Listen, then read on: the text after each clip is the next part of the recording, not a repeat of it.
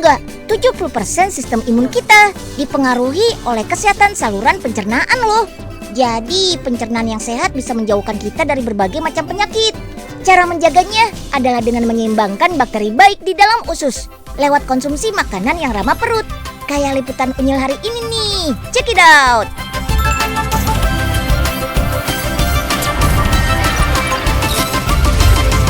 Si Unyil, yuk kita kemon. Belakangan ini, mie dan beras shirataki banyak dilirik untuk menggantikan beras biasa.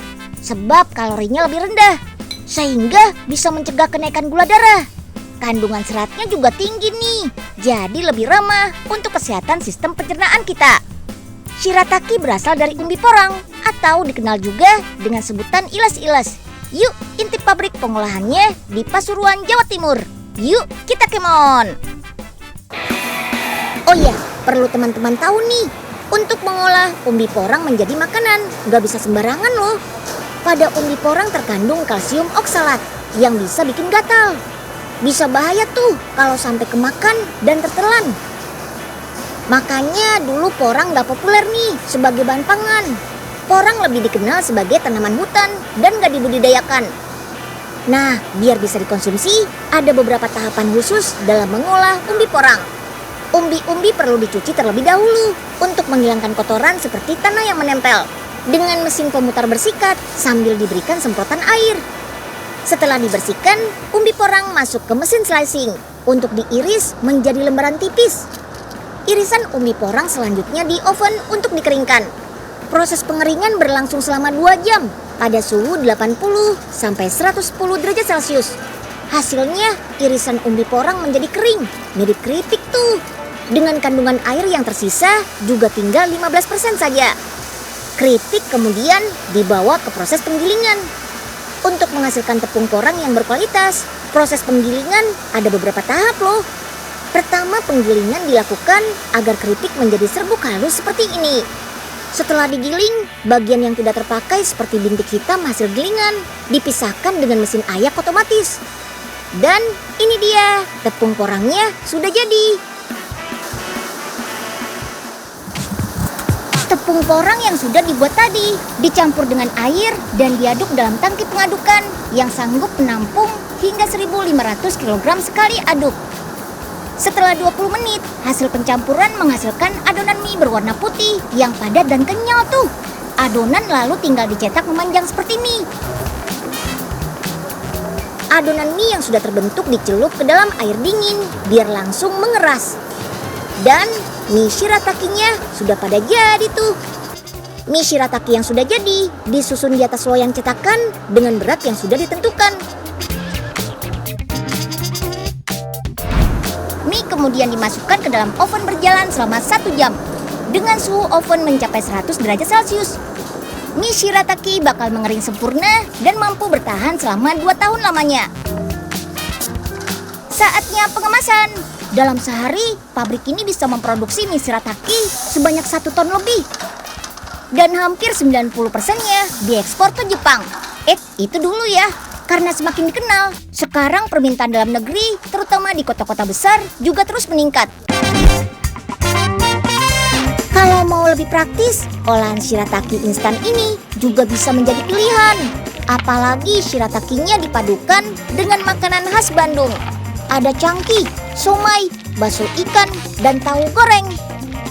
Wih, pasti makin mantap nih. Bikinnya juga gampang. Masukkan semua bumbunya, terus tuangkan air panas ke dalam cup. Tinggal tunggu 4-5 menit. Dan tada! Mie shirataki siap disantap selagi hangat. Praktis banget kan? Buat dinikmati kapan saja dan di mana saja. Den Unyil, kepiting seger-seger banget kayaknya. Bisa kali Pak Oga dikasih 1. Aduh, ini buat profesor Pak. Mau buat penelitian katanya. Nanti aja deh, kalau sisa baru dikasih ke Pak Oga. Idih, masa Pak Oga dikasih sisa? Emang Pak Oga cowok apaan? Ya terus jadi nggak mau nih Pak. Ya mau juga sih, tapi... Awas Pak, lubang. Aduh, Den, tolong Den. Kepitingnya jepit hidung Pak Oga nih. Yah, Ah, tuh, sudah dapat satu kan?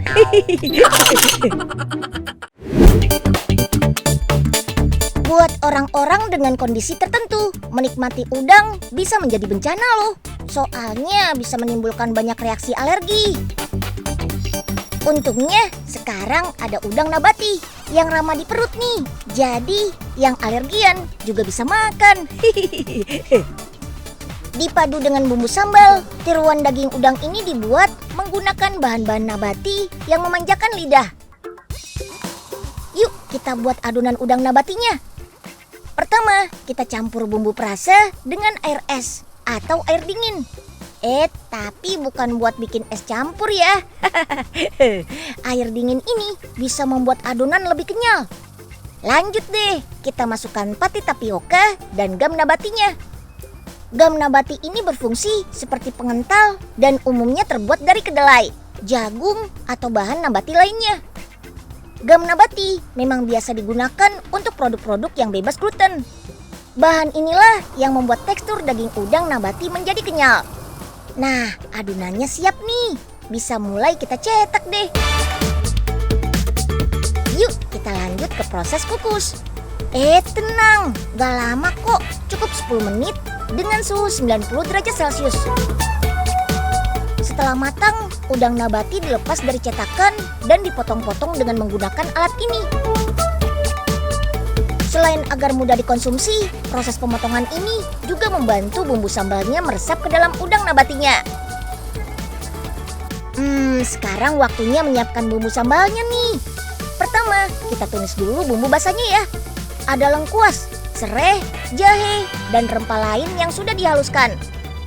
Nah, kalau sudah harum, lanjut deh, masukkan cabai halusnya. Aduk-aduk sampai matang. Proses ini butuh waktu sekitar 30 menit.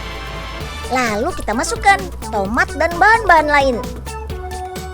Nah, sekarang giliran bintang utamanya, udang nabati. Aduk hingga bumbu merata ya.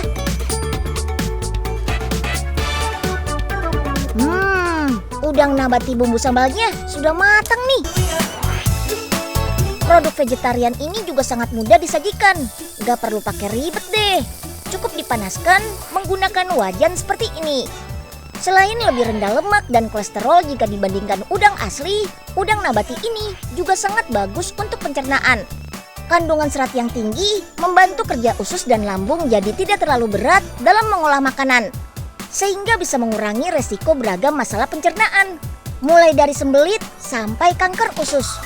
Juga bisa membantu mengurangi tekanan darah, menurunkan kolesterol, hingga mengurangi resiko stroke dan diabetes. Wih, mantap ya! Yuk kita kemon! Buat yang gak suka sayur karena rasa pahitnya, cobain deh sayuran yang satu ini. Tekstur khas dan rasa manis alaminya dijamin bikin ketagihan. Ini dia si kacang edamame, satu-satunya sayuran di dunia yang punya 9 jenis asam amino esensial.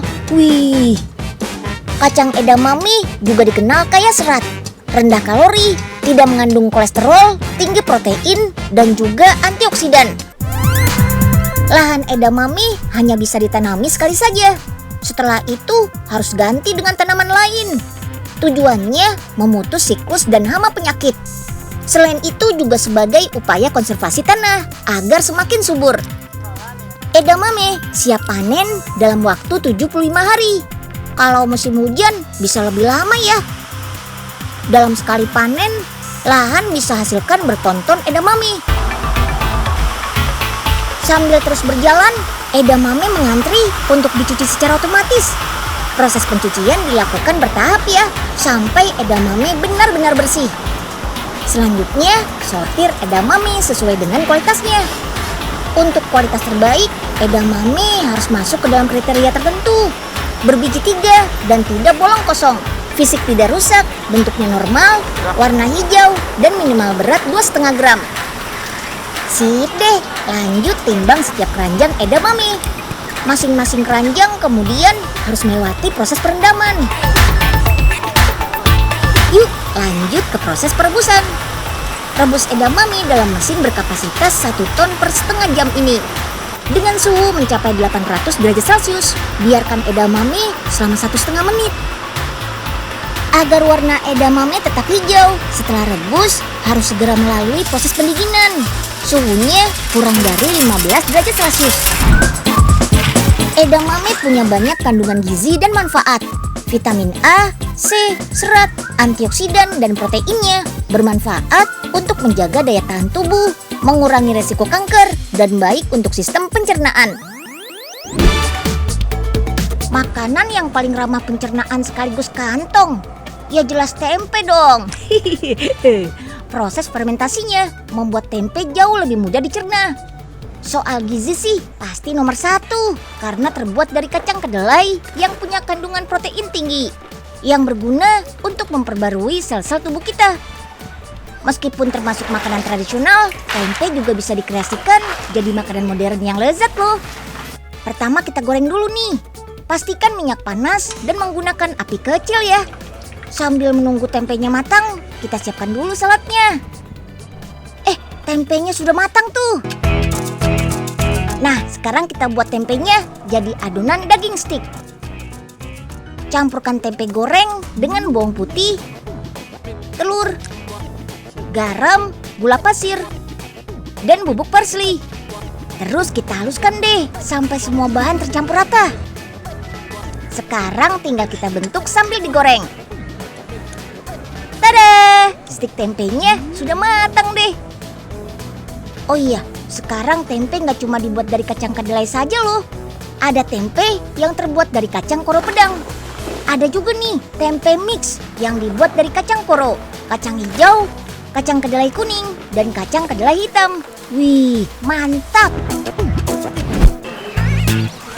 Pertama, kita cuci dulu kacangnya sampai bersih ya. Kacang yang dipakai adalah kacang organik. Kacang koro pedang sendiri mengandung 27,4% protein, antioksidan, serta vitamin B1 dan B2. Ideal banget deh sebagai alternatif bahan baku pembuat tempe. Tahap selanjutnya adalah perendaman kacang. Berbeda dari kacang kedelai kuning yang hanya direndam semalaman, kacang koro pedang ini harus direndam selama 3 hari.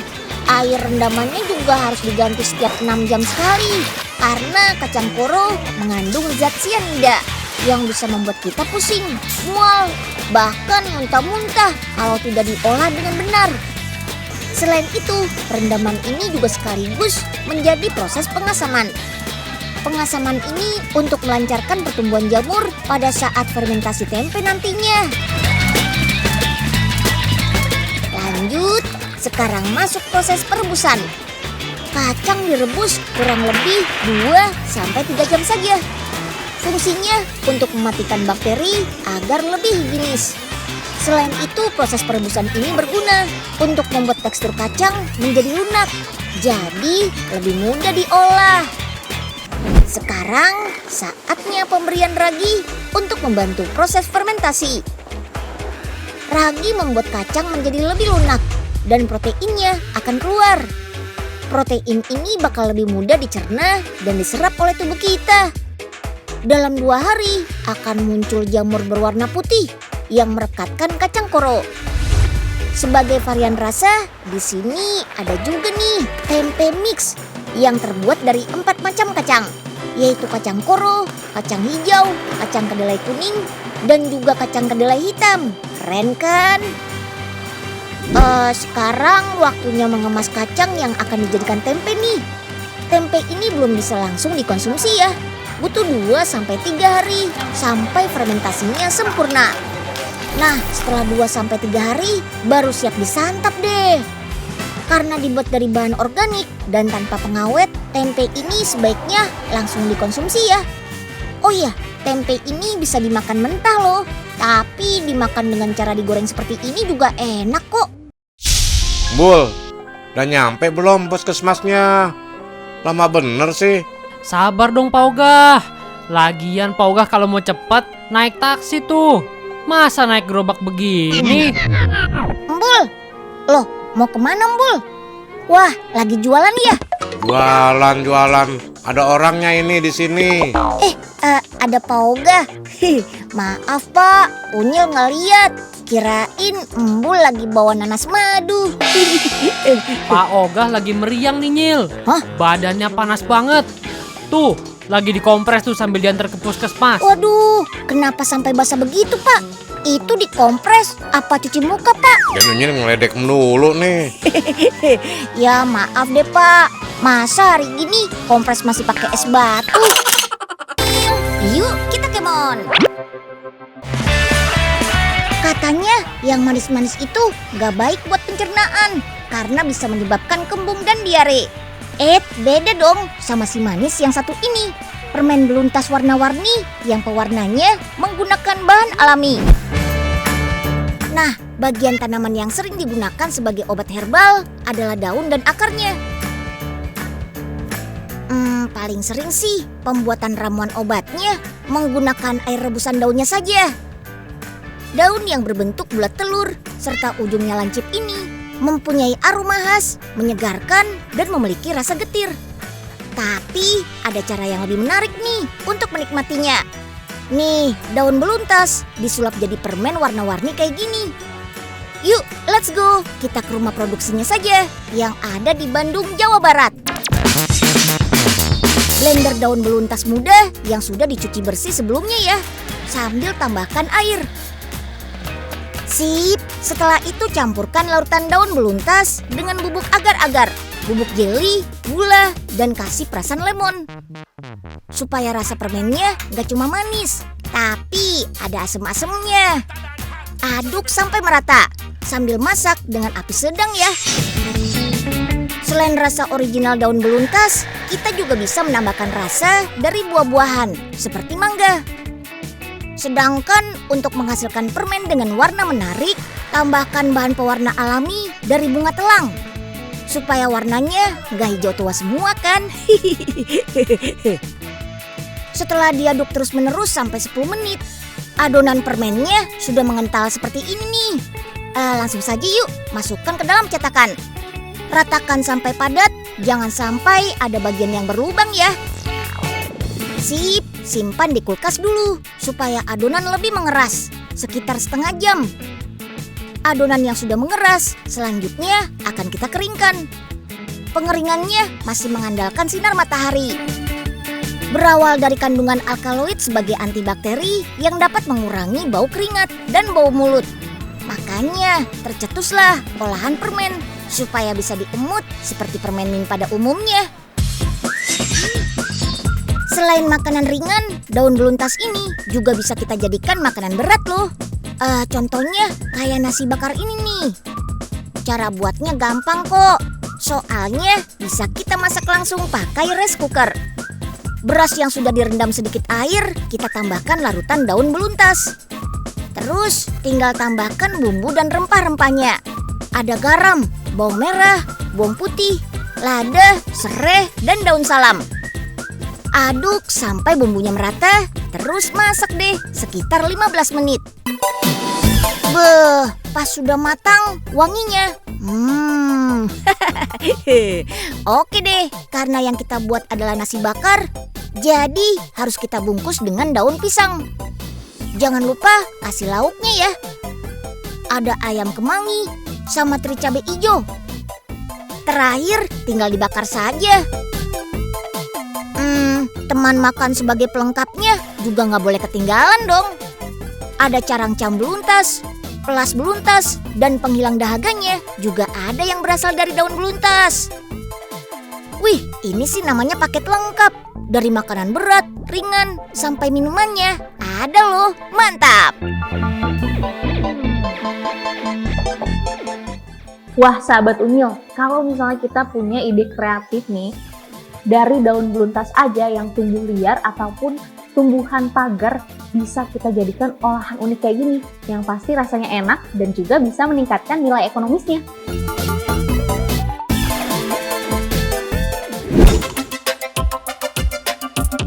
Ternyata istilah you are what you eat itu bukan cuma mitos ya. Karena kalau ingin punya tubuh yang sehat dan bugar, harus dibarengi dengan konsumsi makanan sehat juga.